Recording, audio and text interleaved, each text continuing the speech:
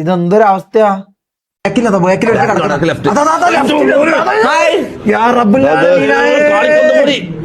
ഞാൻ കാണിച്ചാ മതിയോടാ തൊപ്പി, എന്നാ കണ്ടോ? ഇതേതാ ഈ നായിന്റെ മോന്?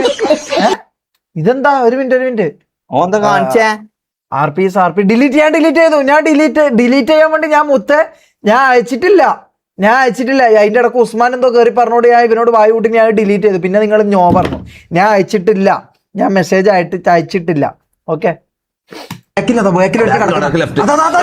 ഓ, ഇതൊരു സാധനം തന്നെ ആയിരുന്നു കേട്ടോ ഇത്. മങ്കി കയറി 2 പെണ്ണ് പിടിച്ചാലോ? ഞാൻ കാണിച്ചാ മതിയോടാ തൊപ്പി, എന്നാ കണ്ടോ?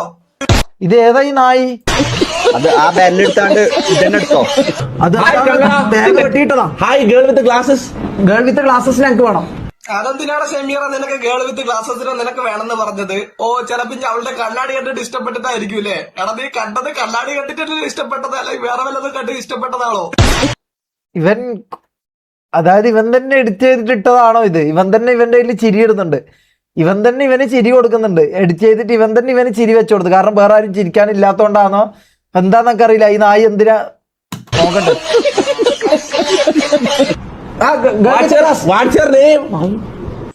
ഞാൻ പറഞ്ഞാ മതിയോടാ തൊപ്പി, ഐ ആം അമ്മക്കുട്ടി, കോൾ മീ അമ്മു. ഓക്കെ. ഇവനെ ഏതാ ഈ പിരാന്തൻ? ഇവനെ ഏതാ ഇത്? Tara enjoying birthday with Sonu. അപ്പൊ ഞാനിത് ഇസ്മായിലിനി ഉസ്മാനി ഇതായി എന്ത് എൻജോയ് ചെയ്യാൻ? കുണ്ടനായ നിന്റെ പേര് എന്ത് എൻജോയ് ചെയ്യാൻ? പിന്നെ ഇതാ ഈ ഇവരുടെ കൂടെയാണ് ഞാൻ എൻജോയ് ചെയ്യുന്നത്. ആലോചിച്ച് നോക്കിയാ. ഞാൻ 2 ക്ലിപ്പ് റിയാക്ട് ചെയ്ത് മങ്കി കയറിയിട്ട് എന്റെ വിഷമം തീർക്കട്ടെ. മലയാളം പോലും ഇംഗ്ലീഷ് ഓർ ഹിന്ദി. എന്റെ പൊന്നു മോനെ, ഇത് ഭയങ്കര പോറാ. നീ കുറച്ച് വേറെന്തെങ്കിലും രീതി പിടിക്കട്ടാ. ഇത് എന്തോ ഇത് ഇവൻ തന്നെ ചിരിക്കുകയും ചെയ്യുന്നല്ലോ ഈ നാറി.